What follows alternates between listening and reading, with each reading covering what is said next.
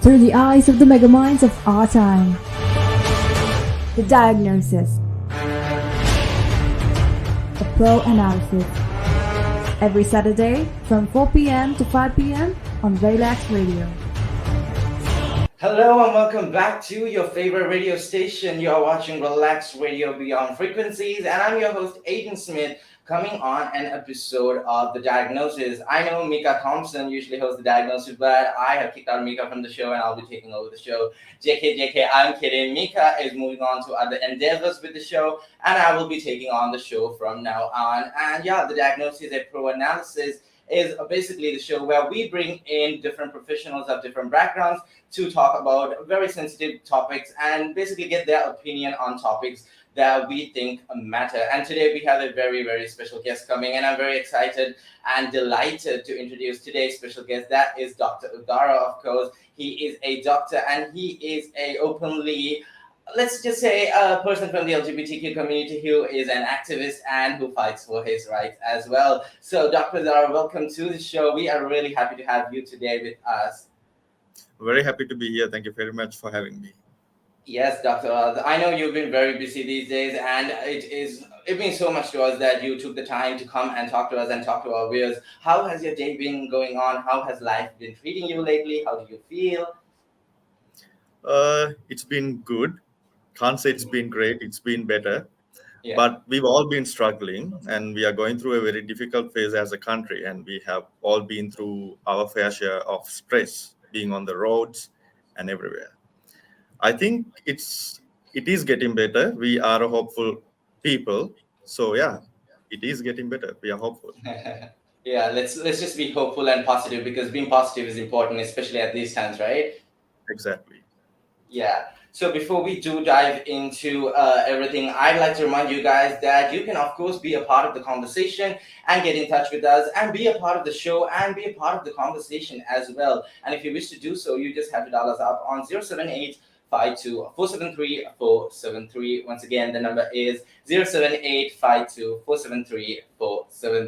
And if you do want to check out our social media platforms, we are on Instagram, Facebook, TikTok, and Twitter. Just look up Relax Radio. That is RELAKS. Relax with a K and S and not an X, because relax is all about positivity and cutting out that negativity. And do check out our YouTube channel as well at Relax Radio, and hit that subscribe button and the notification bell button to get notified every single time we post. With that being said, Dr. Dara, let's move on to a very basic question that we do ask most of our guests when it comes to the diagnosis. And the question is, what led you into your preferred field of career? And in your case, what led you into the field of medicine? I think it was my mother, because my mom is a nurse. She's a retired nurse now. She worked in the government sector as a nurse and retired as the in charge of OPD at Karapiti Hospital. Uh, from a childhood on, like, I've been very familiar with the hospitals. I've been to the hospital environment when I was a very small kid as well. Yeah, I sort of started liking how you can be helpful to people, how you can help a person who is in dire need, being a worker in the healthcare sector. And I've seen my mother doing it, and she enjoyed it a lot too. So I think that was the main reason I wanted to be a doctor. So would you say from a young age itself, you were very keen on becoming a doctor and going into the health sector, helping people out? Yes, I always knew I wanted to be a doctor. So for example, like when I was choosing my A-level stream, I did Sri Lankan A-levels. So when that was going on, my mom sort of wanted me to do mathematics and become an engineer, because my elder sister already did medicine and she was Okay. chosen into med school. So I said no, I wanted to be a doctor. I'll do medicine. That's what I wanted to do. Mhm. So I always So knew they, I wanted to be a doctor. Yeah. yeah, they wanted a different perspective, a different one of their children to do something different in They, that case. they simply suggested, because they wanted to have Okay. a bit of variety in the family, but I said Yeah. and they were okay with it, of course. So they were very supportive with you and for you becoming a doctor, and that is, you would say that they are a huge part in your success as well, right? Yeah, exactly. They were Yeah. like they actually they were the driving force. My parents were the driving force in me like excelling in my studies and going to med school and doing everything properly. So yeah, they were happy with everything. Were you one of those kids who were very keen about medicine and studying biology and stuff like that? Because when it comes to me, I don't want to offend anybody. I just find biology very hard Mm, to understand, and it's kind of boring to me because I was a kid who did yeah. maths and I was into that side of things. So bio was very hard for me. It was not hard for me. I was like, I was not a bookworm either, because back in my school I was the president of the media unit. I did debating. I did a lot of extracurricular activities as well. And actually, I didn't have very good grades when I was doing my A levels in school. Like for term tests, I had 40s or 50s sometimes. Even my teachers were surprised when I got into medicine within my first try itself, because I planned my A levels 3 months before my exam, and I did the past papers and everything. That is what kept me driving. So I was not the very studious person in the school. I was not the most studious person. They were like, I didn't rank very well when I was doing term tests and everything. But I knew I could get through A levels because I've seen the past papers and everything. So I studied for a certain amount of time. I'm one of those people who studies what is exactly necessary and gets through the exam. I know how to play the exams well. So I think that's how I did my A levels, and got into med school. So you know what exactly to do in order to pass instead of going about beating around the bush and studying everything. Yeah, I had excellent teachers doing A levels. Like Okay. they helped a lot, and my Mhm. school actually. Yeah.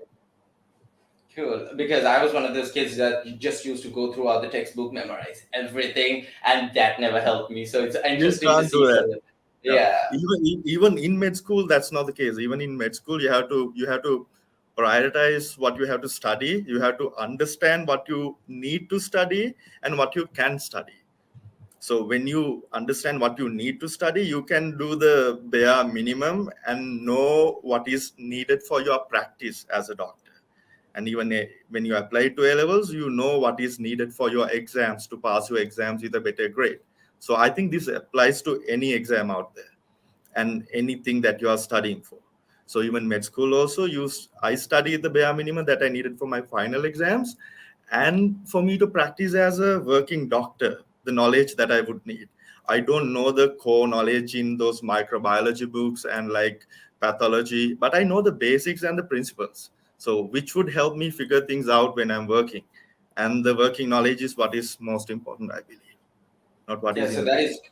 that is good advice, not only for everyone else. It's good advice for me as well because you needing to know what you exactly have to study and getting to know the basics and Mm, moving forward from there helps a lot. So I guess that is good advice coming from Dr. Dara, and that we definitely can use. Yeah, with that being said, let's move on to the next question. And that is also a very basic question that we do ask most of our guests. And that is, who was your biggest idol slash inspiration when it comes to your life in general and even your career? So in my life or in my career, I don't have a single idol singled out, because my father and my mother were the biggest inspirations in my life. My father is a very honest man, and my mother is a very kind and a caring person. So I was very blessed with my parents. I am very blessed with my parents. So they were kind of my inspiration growing up. And also, I looked up to my teachers a lot in my school. They were very good teachers who have been very supportive and who supported me through studies and everything. And not a single person I would not be able to single out anyone like that as an idol. Yeah, so you wouldn't say that one single person you looked up to and you tried to be like that person? You don't have a certain person like that? If it is someone, it would be my father. One single person would be my father. Okay. Okay. It would be your father.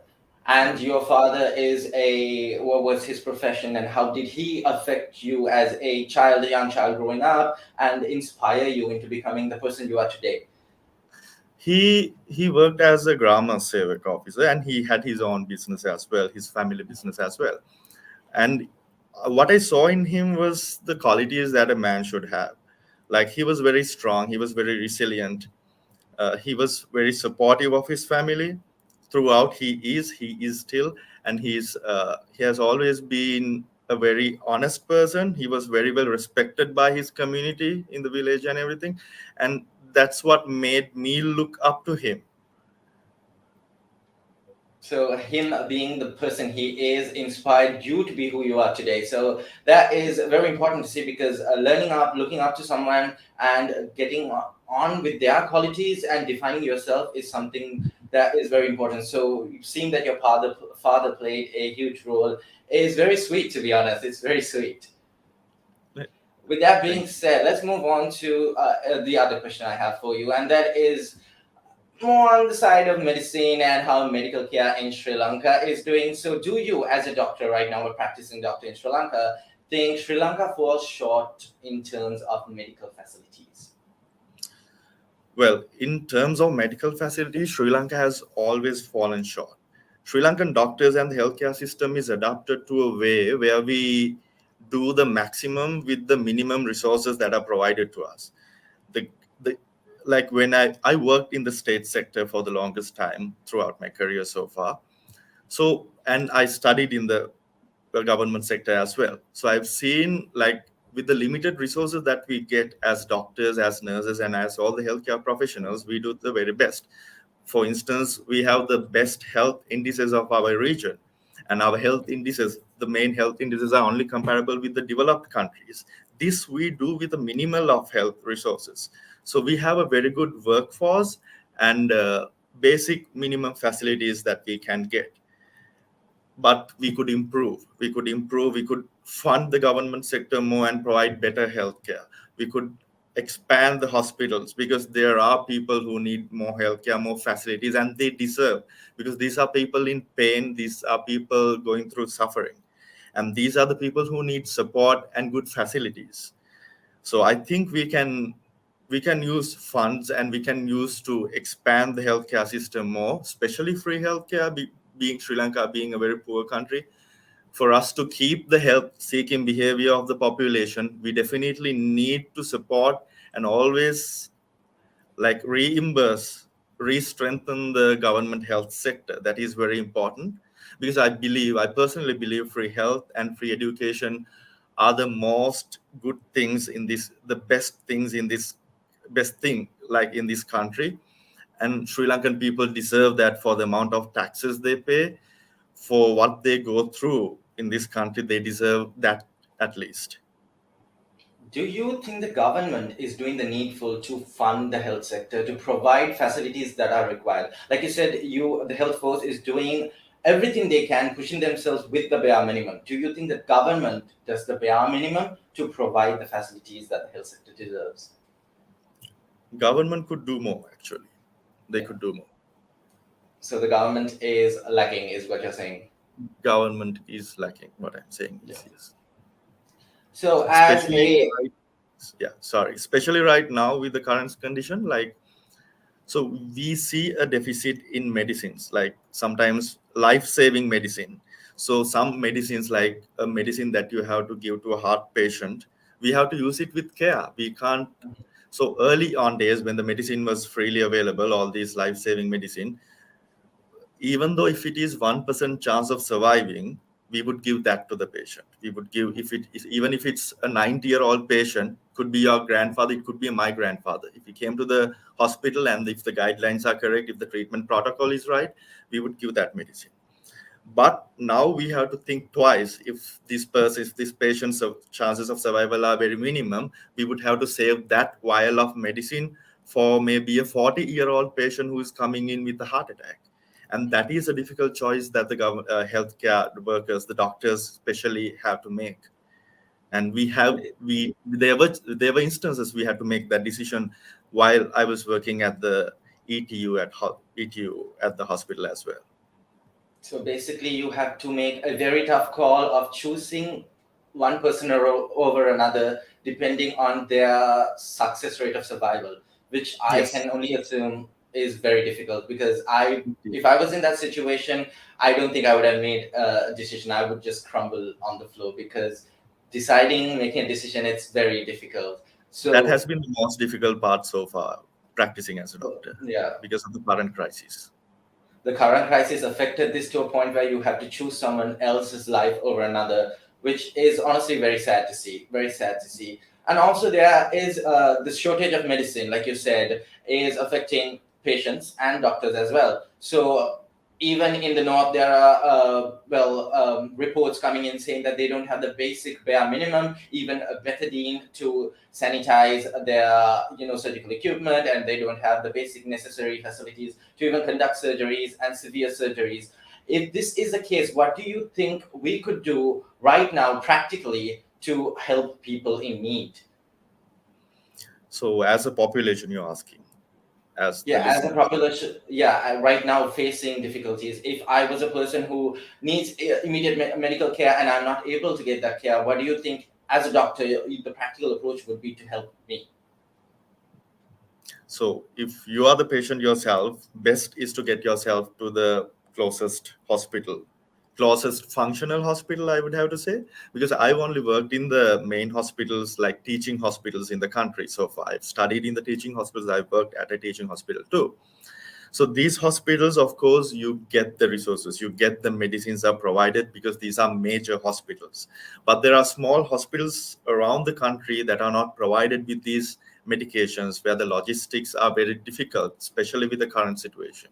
So if you are people living around that area, of course, you could support the hospitals. You could go and check in with the directors of the hospitals and ask if they can bring in any medicines or supplies, and you can as a community you can get together and help these hospitals to help your own community. You are not helping the hospital itself, you are helping your own community, because you will be the ones, your neighbors, your family relatives will be the ones who will be seeking treatment at these hospitals.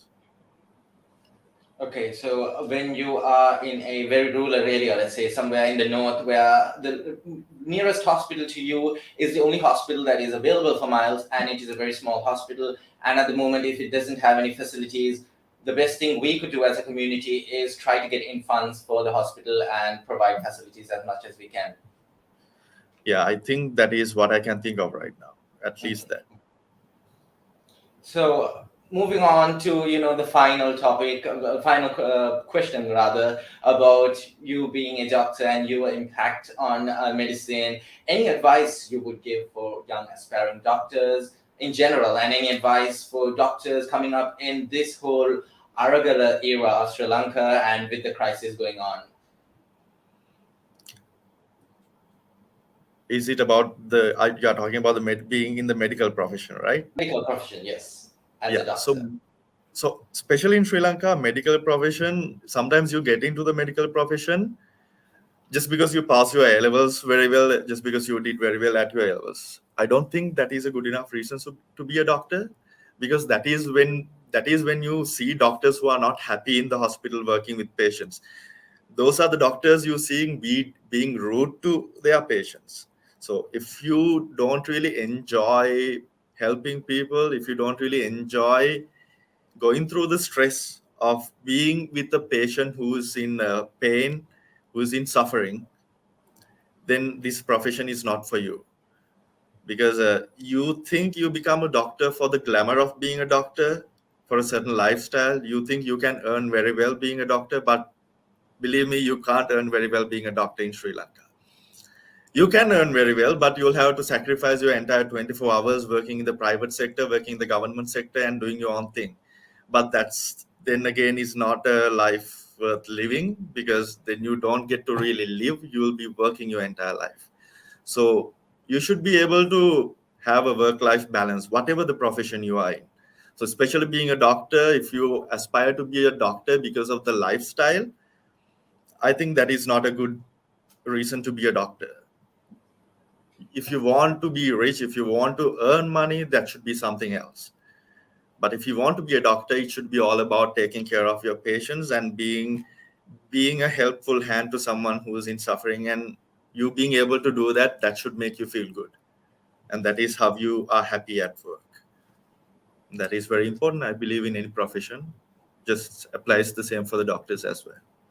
Yeah, even I feel like people become doctors just for the prestige of it, for the entire name that, oh my god, I'm a doctor and it's so cool to be a doctor, you can earn so much. And there's that, well, what do you call it, what the word, there's this persona, I'd say, coming saying being a doctor is a person you'll get a higher status in society. And a lot of in my personal life as well, there were a lot of my friends who just went into A levels, want you to be a doctor just for the lifestyle and the fun of it, Yeah. and they truly wasn't passionate about it. Because I see as being a doctor and being in the medical facility sector as a service. It is a service you do to the people, and you should be able to take care of someone who is sick, who is going through pain, and you should be able to put yourself out there and help this person. So if it is not what you truly want, then even I feel like, yes, this is not the right job for you. Being a doctor is not fun at all. Like, you, of course, you get the respect and the recognition, due recognition from the society when you say you are a doctor, and that feels nice. But working there, studying 6 years straight, going through a very difficult course of studies is not a fun thing to do. It's very difficult. Even though however much I liked being a doctor, I struggled through med school. Med school not is the easiest place to be. There's a lot of competition, and forget about the competition, a lot of exams, a lot of training, and also you do extracurricular things. You have to balance out your life. You have to be with your relatives, friends, family, and the person you love. You have to share everything, and going through a course of medicine with all this is not an easy task. And after coming out of med school too, you have to do the internship, which is a very difficult year. And then after that, working into the profession is not that easy either. But given all this, if you enjoy what you are doing, if your purpose is serving people, and if it makes you happy, it really makes you happy. And if that is not there, there is nothing to be taken in being a doctor, because Sri Lanka is actually one of the countries which pays the lowest for the doctors. We are like, so in that case, if you're thinking being a doctor pays you well, like, forget it. It's not happening. That's the thing. Most people think being a doctor, you can be very rich, you can have a BMW, a really nice car, maybe. That is because you can be rich, in my personal opinion at least, if you are trying to, you know, go into the private sector, let's say, private sector, and, make you a. Have your own practice when you are a very Yes, senior exactly. doctor. Hmm. You can earn well as well, because for Yeah, the skill set that you develop and the knowledge that you have developed over the years, there is a certain amount you are being paid for, and that is yeah. only fair. Hmm. But that can't be your sole purpose on being a doctor, because the journey towards there is very difficult. It's at least 12 years in for you to be a doctor once you start with med school, more than 12, 14 years at least. And that is a very difficult task, and you are sacrificing the very best years of your life from 20 years of age to 35. That is like your young age. After you're 35, like, then the latter half of your life begins, right? So Hmm. the first half, very young ages, if you're sacrificing for something, you should be able to make sure that you are living your life as well. Hmm. Hmm. Yeah, that's what even I think, that if you're looking to make money going into this profession, this is not the right profession. Because this, at the end of the day, is like, people say, it is a service. You are looking to help people out, and your sole intention with pursuing this should be you trying to help people out, basically. Yeah, if you want to make good money, be an entrepreneur. Like, start your Mm-hmm. business, think of a nice idea to market, and that is Mm-hmm. how you could make good money, I believe. Working at a job 24/7 and working at shifts doesn't guarantee you good money, doesn't give you good money with the current economy, at least. I think it never did. Yeah, that's the thing. Most people do get into being a doctor or being an engineer. In Sri Lanka, it's looked upon as high-end jobs, right? Because most prestigious jobs, you would say, is being a doctor, engineer. In some cases, a very successful lawyer. And people, even parents, push their children at some points to be a doctor, a lawyer, or an engineer, for the fact that they will get this prestigious factor, and they will have this status, and they will have this, they will be very rich in the future. So this notion needs to be broken down. Exactly, that's very true. Yeah. With that being said, the next question I have for you is, as someone that openly identifies himself as a part of the LGBTQ plus community, what sort of setbacks or difficulties have you faced in the field of medicine? Uh, because of my sexual orientation, I've never faced any discrimination so far. Be working in the medical sector because uh, I've only been out and proud since 2 years, and that's mainly because it took me time to figure it out. So only around the time I was 25 that I started figuring it out, and I I did fit into this heteronormative society until that age. So going through med school and going through it all, I never really had to fight myself as being a part of the LGBTQ community. But when I was coming out, I decided, because I tried to look up to someone who is there, who identifies himself or herself proudly, who is in my profession, and I couldn't find anyone at that point. At that point, I was unable to find anyone. So I thought at that point I would be that one to someone else who is looking to talk to someone and get help from. Because there are a lot of kids out there who are in med school, who are in school, who are struggling with their sexual orientation and gender identities as well. And actually, through social media platforms, they sometimes reach out to me and they talk to me, and I respond, of course, if that is an inquiry like that. Because I know, because when I was struggling myself, when I was coming to the realization about my sexual orientation, it put me through a lot of stress. I did the studying myself. I read about research articles. I watched YouTube videos. I watched different people's experience from around the world about this. And then I made the decision for myself as a capable young adult to come out from a very heteronormative build up where I had a girlfriend for 7 years and where I had it all planned out to get married and everything. So after the point of coming out, I was all grown up. I was 26 when I came out, and I was proud. I was a doctor who has just graduated, and I think nobody lifted fingers at me because of that reason. I was a doctor and I knew what I was doing. And whenever someone came and talked to me about it, I had scientific facts to back me up because I had studied what I am. So I was strong in my own skin. I was strong to come out to my parents just like that. So the most difficult part where I was struggling was to come out to myself. So that was the most difficult part, I'd say, and that is actually something I've seen in a lot of kids too. You That is the biggest struggle, especially growing up in a country like Sri Lanka. I grew up in Gaul, which is a very conservative part of the country, in a very conservative family setting, and like, so yeah, it was coming out to myself that was the most difficult part. After that, it was nothing else. Even coming out to my parents itself was not the most difficult part. It was challenging, I have to say, but it was not the most difficult part. You have to accept it yourself first. And when you know what you are, when you know what you need in your life, what you are going to have in your life, it's simply a matter of accepting it and loving yourself even more now.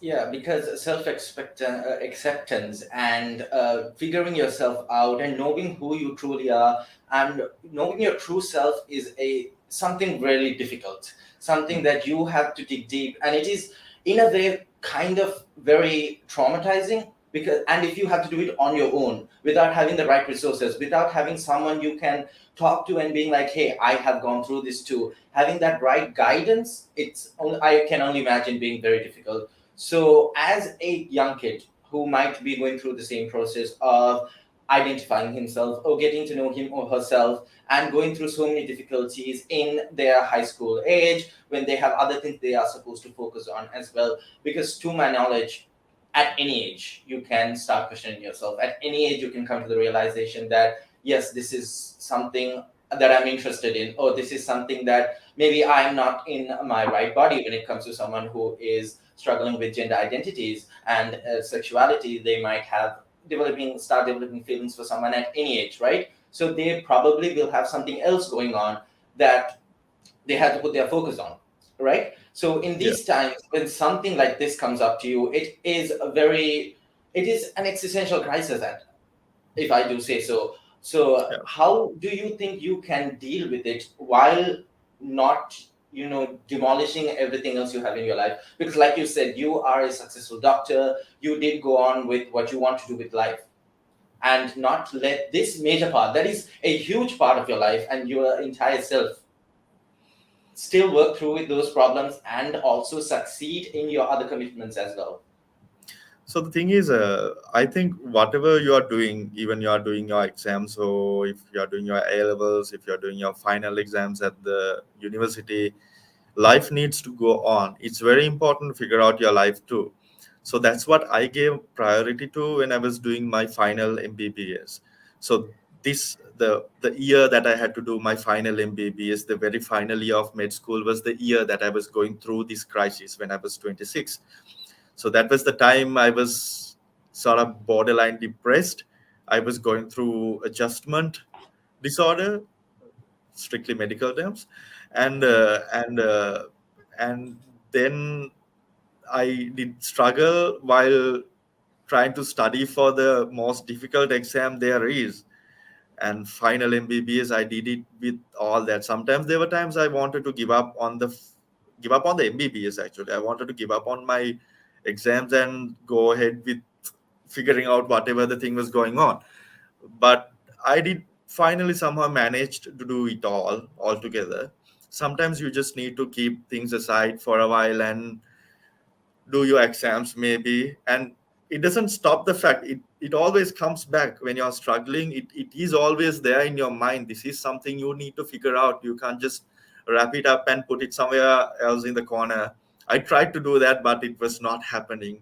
So I finally gave in. So I finally did it both, somehow got through the final MBBS too. And the thing is, the life keeps happening. You can't figure out when and how.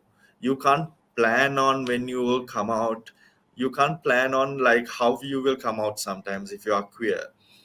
And this applies for straight people as well. Like in your relationships, if you need to end a relationship or start a relationship, you never know when it'll happen. You have to just carry on with life. Whatever happens, be always positive, and be always love yourself. Be always be honest to yourself. That will be the biggest part of figuring yourself out, I believe. Because in times like this, when you're questioning your own self, loving yourself is the hardest thing you can do. Would Exactly you true. agree? Yeah. So especially if you are a queer person, because the entire society and the our culture, the Sri Lankan culture, or sometimes even religions, would expect you to hate yourself for being who you are. And the thing is, I've done that. I've done that about my attractions I had towards the same sex. And I kept it hidden. I kept it locked away in a box for the longest time of my life. And when I was ready to explore it, when I had the space to explore it, I did. Then I accepted it. Then I read about it. Then I equipped myself with the knowledge because I wanted to I was curious to figure it out about myself.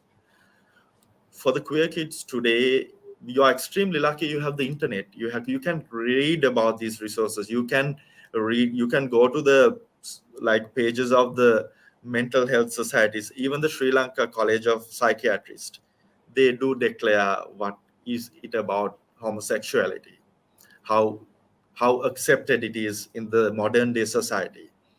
20 or 30 years ago, people who were trying to figure this out, they didn't have these resources. So one of my good friends said, at a library, there was this book. This talked about sexuality and everything. There was this one page about homosexuality, which was almost torn like 20 to 30 years ago, because everyone came in and they read this page. So everyone touched this page only because there were so many people who were questioning it, because they wanted to figure themselves out, and that single page was the only thing that was available for them. If you are a queer kid in today's society, there are advices on how you have to come out to your parents, how you have to be independent when you are ready to come out, sort of, right? So these sort of things, you don't have to listen to one person, you don't have to find someone who is in your same profession or wherever. It's a global world right now. Like, you can access the internet, you can get your necessary advice from there. And make sure you go for valid for resources of advice. Yeah, when it comes to that, I think as a generation, kids these days and us, Gen Z, millennials even, are very lucky because we They are have, very advanced as well, actually. Like, yeah, so few generations, like 5 years younger generation from me, I can see how advanced they are about their gender expression, sexual orientation, and everything. And I think that is all thanks to the internet and all the social media platforms that helps them to express themselves. And also, there is a supportive community that is building in Sri Lanka, mostly the younger generations. But sad to say, even in my own generation, there are people who don't understand it. So when I had come out to my family and I came out to the people that meant something to me, my family, that meant the most to me, to the people I loved, because there was a principle in my life: I can't lie, I can never lie to the people that I love. So that being said, I had to come out when I realized it. I came out to my girlfriend when I realized it. I came out to my ex-girlfriend.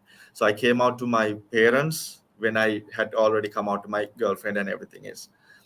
And that is where you have to just decide what you're going to do with your identity, and when you are going to do it, when you are, preferably when you are independent and when you have the knowledge and the support that you need to do that. yes.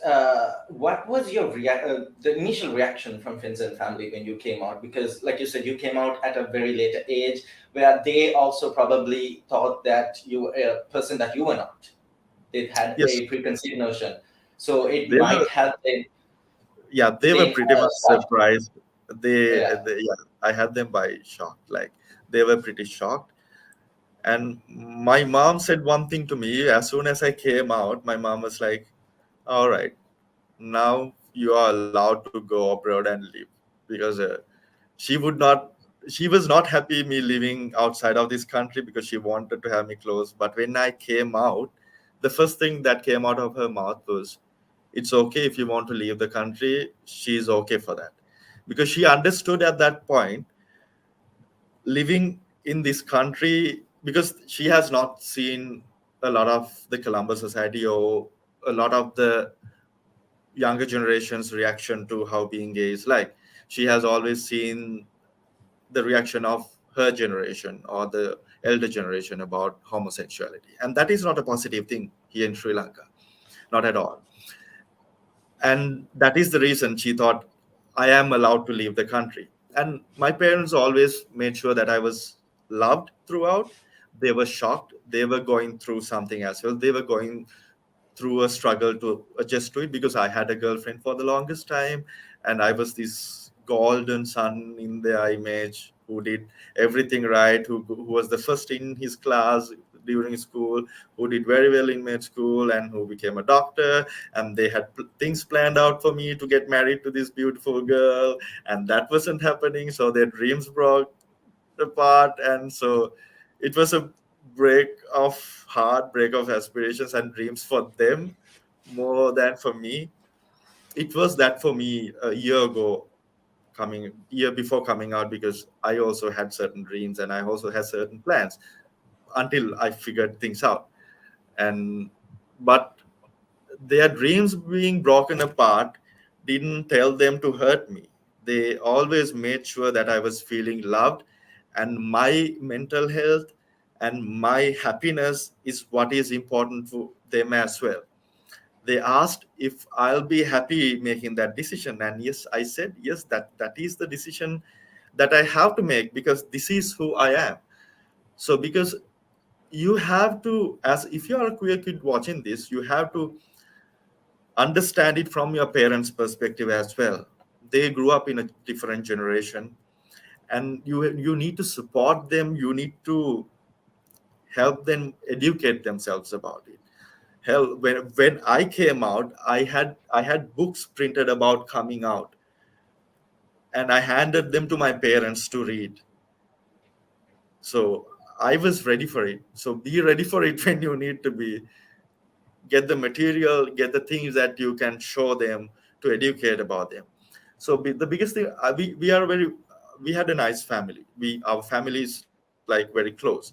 So I grew up in a very family environment with a very big extended family. So family is a big part of me.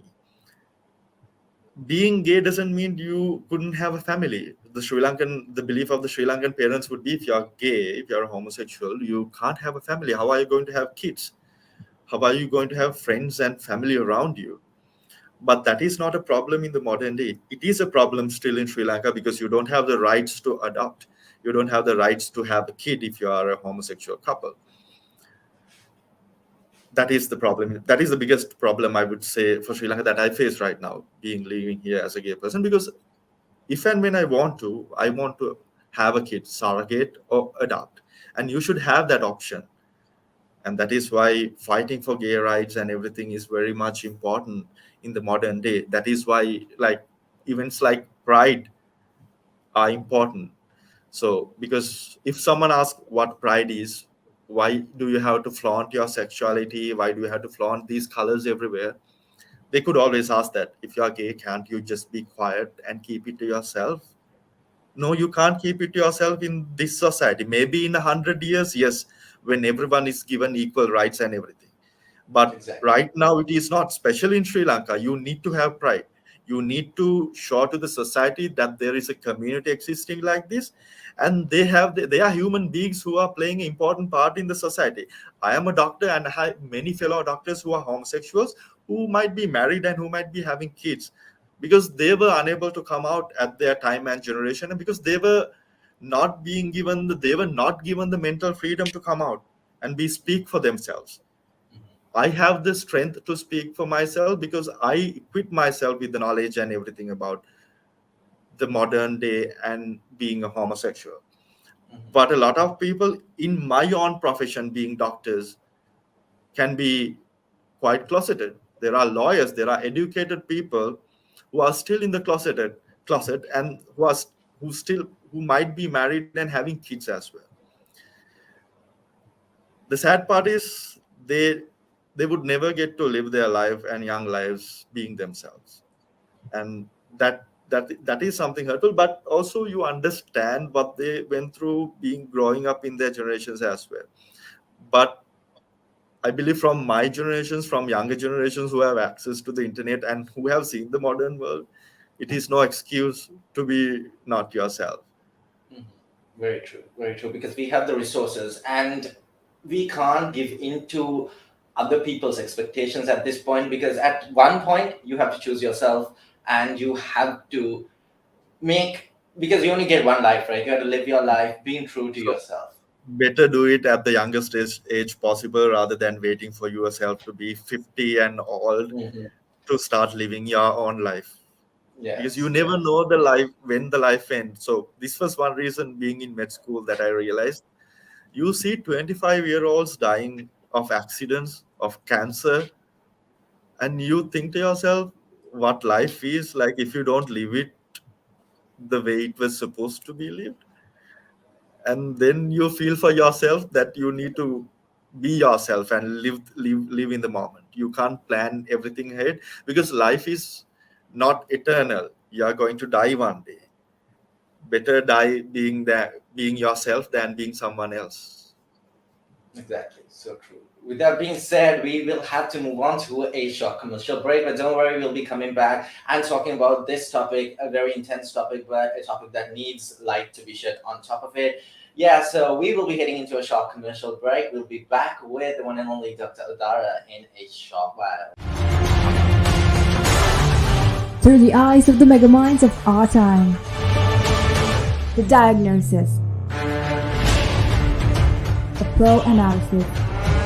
Every Saturday from 4 p.m. to 5 p.m. on Relax Radio.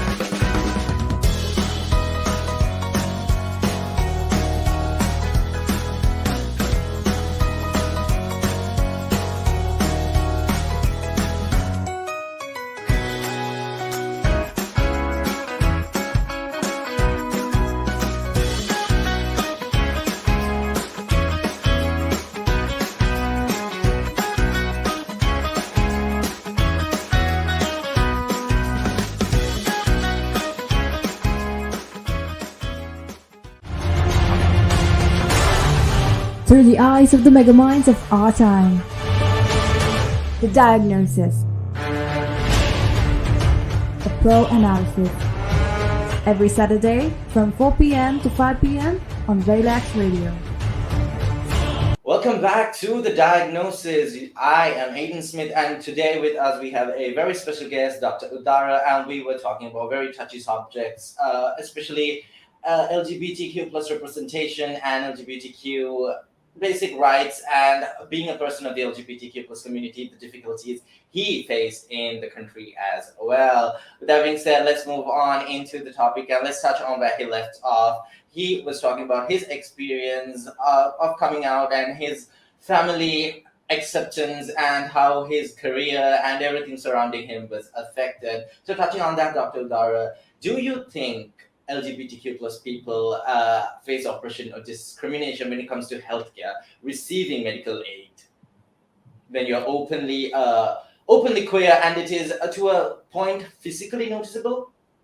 Say person walks in and you can see that person is flaunting and very proud. Do you think that person will be treated differently when compared to a straight person? Just based on the looks. Yes, I believe yes. There is a chance that you'll be discriminated, where you will feel uncomfortable being your own self. And but the thing is that in a hospital setting, doctors and healthcare people would do their best to help you medically. So technical wise, you'll be supported with the help, but mentally, you might have to go through judgment of the healthcare staff, and discrimination could always be there because there is very poor sexual education in the Sri Lankan community. So I would not blame this just simply on the healthcare workers. Of course, healthcare workers, including the nurses and doctors, should be very well educated about these issues. There should be programs running to support this form of education, not to disregard or discriminate LGBTQ people, because that is something that has been happening in the government sector through the police forces as well. Recently, we've seen certain psychologists talking about homosexuality as a crime and something that should be punished, that is something against the culture of the country or whatsoever, which is not the case. Homosexuality is something that is against the belief system that we were put in by the church and the certain organizations. With the colonizations, only these concepts came. So before that, in the Sri Lanka, if you talk about the Sri Lankan history, homosexuality was something widely accepted. Even in the Buddhist culture, it was accepted. It was not something that was disregarded. There are records of a Buddhist monk who was a transsexual, who was in the Bhikkhu Sajana at one point, when in Buddha's time, if you're talking about Buddhism, and who went into the Bhikkhuni Shasana at one point. So this is about a transsexual person, right? So this is the level of acceptance that if you go into the depths of religion, that you will find, even in Christianity, even in any other religion. But the thing is, because religions are made to support human beings, not to discriminate, kill, or hide away human beings. But different interpretations that came throughout the history, especially through colonization, is what has impacted our society, which is running currently, and our law system. The interpretation of the law itself is a very good example. If you talk to a lawyer, you can find out how gay rights can be extracted out of the current law itself even. But the thing is, no one has ever fought for it properly, and we have not gathered a big enough community to fight for it. And the more platforms we open up on social media and different media platforms to talk about it, the better chances there will be for a equal society, I believe. Even touching on your point where we don't have a bigger LGBTQ community in Sri Lanka, I personally feel so as well, because I myself in my friend circle and my circle of my social group know so many people who are from the community, but even they, for whatever reason, don't want to get into that part of fighting for rights. They Yeah, just want to, they because just they want don't to go want to on be with their known life. for it.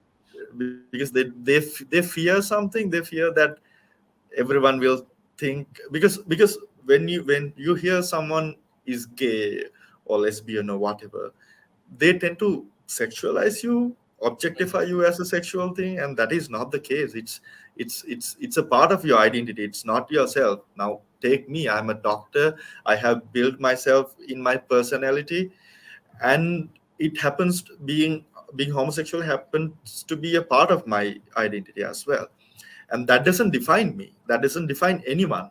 And people are afraid of this judgment and stereotypes that you will have to face in the society if you fight for these rights. But also the point is, if you care about the community, if you care about the young kids who are struggling with their identities, who go through depression, who sometimes commit suicide about these issues because they can't fathom these all these feelings and what the society or their family puts them through, you have to speak up. You have to show your identity. If you are a doctor, if you are a lawyer, if you are in a regarded profession in the society, you and also you belong to this community, you do have a certain responsibility to speak for it. That is something I believe, because I don't know, at the end of the day, if you have not done that, I don't believe you have done your part for your community, Community, because that exactly. is somewhere where you needs to fight.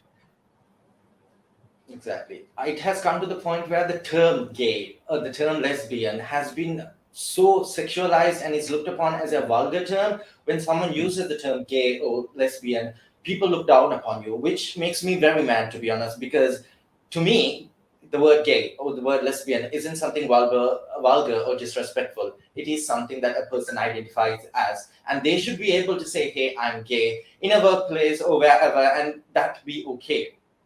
Yeah. Even in my personal experience, when my friends do come out saying, hey, they have to, tone it down so much and filter it so much to as not use the terms gay or lesbian or whatever.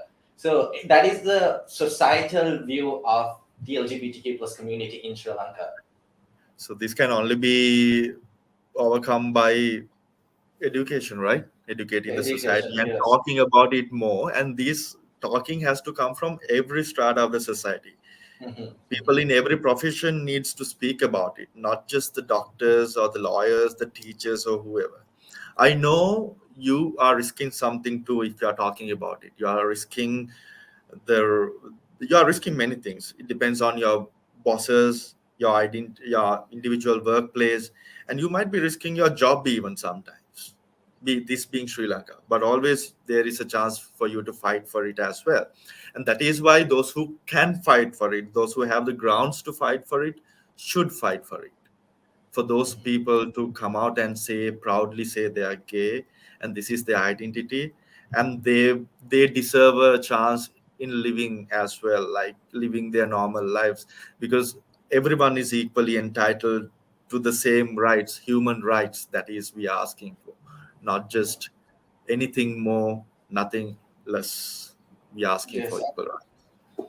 Even I feel like the community itself, the community should come forward together, and everyone in the community should make a step towards educating people who have misconceptions about the LGBT community in general and sexuality, gender identification. And yes, there are so many people, including you and others, who are doing it, who are making a change. But there are also others who choose not to for whatever reason. And I feel like everyone needs to step in because at the end of the day, the LGBTQ plus community is a very small, marginalized community. As it is, we are very, limited, right? We are very few in numbers, and we need to get together and make a fight, make a stand to Yeah, basically demand for the bare minimum, our rights.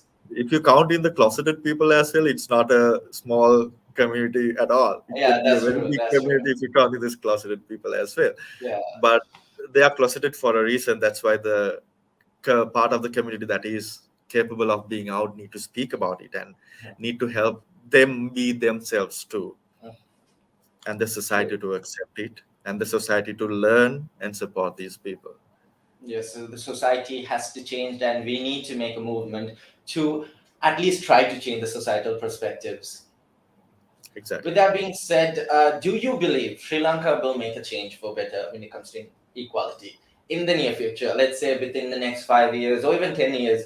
Do you think LGBTQ plus rights are gonna be given, or basic bare minimum rights to get not get harassed by law and not be subjected to sexual abuse in terms of, because I know personally as well, a openly gay person is more likely to be sexually harassed by a police officer or anyone in general when compared to a person who is straight.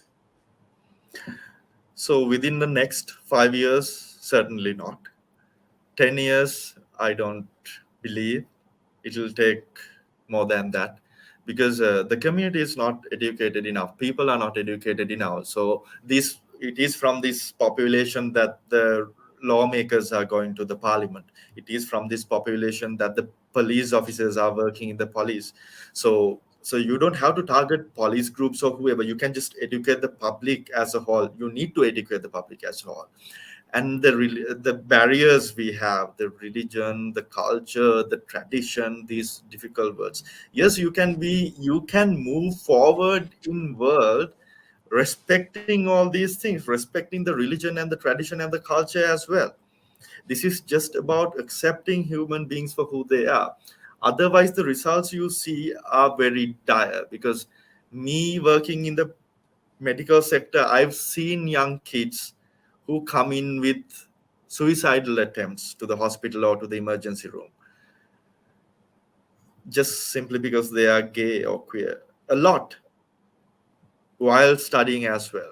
So this is one of the main reasons I thought one day I'll when I'm out, I'll talk about it, because it'll help at least one kid to not make that decision, because it'll help that one kid to seek for help regarding their mental health. So it's a very sad part, and it keeps happening. You go to the general hospital emergency room, and you check out the kids who come with paracetamol poisoning or any suicidal attempt, and who have survived without dying. And you look at them, and it doesn't take you a big time to figure out these kids are gay, and they have made their, and these are like very smart kids. They have passed with 9 A's in their O levels or whatever.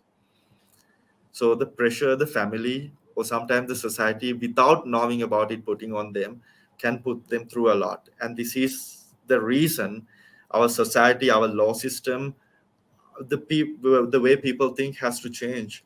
Is you can't be killing innocent kids, those who did nothing wrong, for something they can't change about themselves.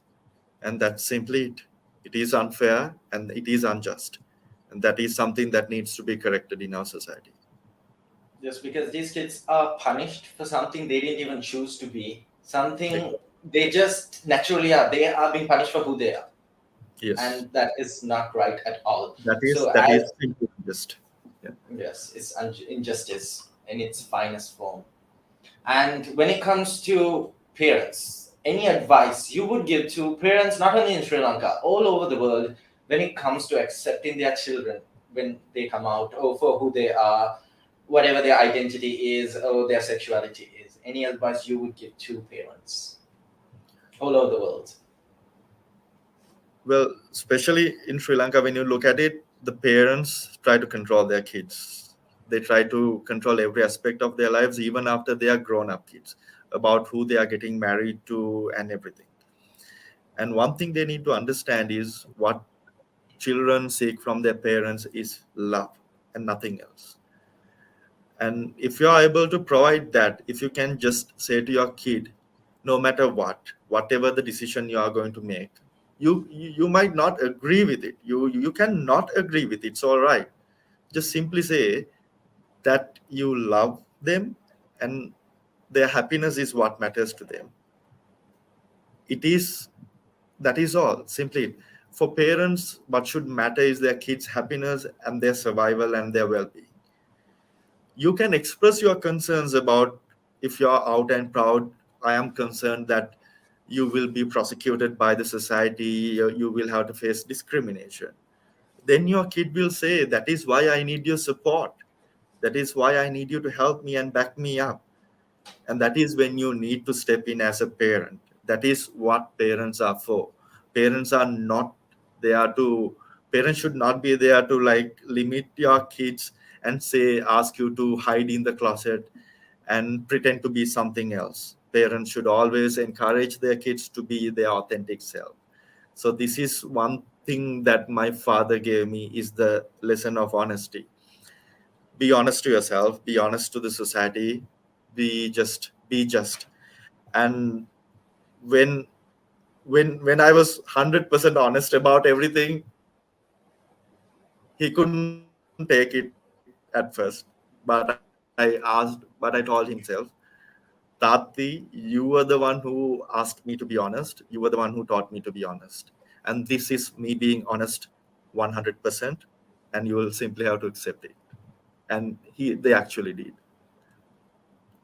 And if every parent can be like That that, I think it'll be a very happy place, Sri Lanka, and the world would be a very happy place if only parents thought about their yes. children's happiness and not about the society's or other people's expectations or views. Yeah, if only all parents just thought purely of their child's happiness and not think about how this is going to affect them, how their name in society would be affected. Because I feel like that's what parents go to when someone comes out, they'll be like, oh my God, what are people going to think about us in the family? What are they going to say in society? And you are going to spoil our name, the reputation. And that is where everything comes in saying, no, you can't be gay. You have to be closeted. You are going to get married to a girl. You have to do this. You have to do that. Like you said, they try to control every single step of their child, which is not what a parent is supposed to do, because at the bare minimum is to support your child no matter what, is to basically support their children no matter what, because at the end of the day, we didn't choose to be born. They had us, and they have a, let's say, a sense of responsibility to take care of us and accept us for who we truly are. Yes, I think that should always be there. That like we are grateful for what they are doing for us. We are grateful their concerns about our safety, about like how well we will be doing in our lives. We are grateful for their concerns and the care. But also they have to always accept the fact that we are individual people. We have our individual personalities. We have our individual wants and needs in our lives that need to be fulfilled. And no matter what you say as parent, the child would be the one to carry on with this. Now if I was a gay kid who got married to a girl at 26, I would be the one being responsible for that girl's life, or the kids lives, or the family life they are going to have after that. So you are putting the entire society in danger by pushing your gay kid to get married to a opposite sex person. And that is simply not just fair. Parents simply end up ruining their kid's life instead of bringing it up and helping the kid to live a better life. And it is unethical to a point of view, because you're not only affecting your kid's life, also somebody else's life, and in general an entire family is being affected by this. Families are destroyed on this matter. There are like enough and more examples in our society which are kept very silent and very hidden, where the families have been destroyed by these like uh, different people getting married without considering their gender orientations, being forced into marriage, and it keeps happening. It keeps happening all the time. And Even yeah, now, that is even the yeah, that is a sad truth we face as a society, not only in Sri Lanka, in certain parts of society as well. Because at the end of the day, conservative parents, brown families, or whatever you want to call it, they do try to control their children's life and try to push on their ideas onto their children. And with that being said, that's all we have for the show today. Thank you so much, Dr. Udara. I'm pretty sure everybody who is watching the show will be well informed, and there is something everyone can learn from this, especially when it comes to accepting themselves and being a person of the LGBTQ plus community. With that being said, I will be winding up the show, and you can catch me on the other shows we broadcast at Relax as well. So make sure you do download the Relax Radio app, available completely for free on Google Play Store and the Apple App Store. And make sure you do check out our social media platforms at Relax Radio. We are on Instagram, Facebook, TikTok, and Twitter. And make sure you do check out our YouTube channel as well. With that being said, Dr. Udara, thank you so much for being part of the show. We are really, really glad you made it on the show, and we appreciate you for giving us your insight and your authentic opinion on this topic. Thank you very much. I enjoyed the conversation a lot. Through the eyes of the megaminds of our time. The Diagnosis. The Pro Analysis. Every Saturday from 4 p.m. to 5 p.m. on Relax Radio.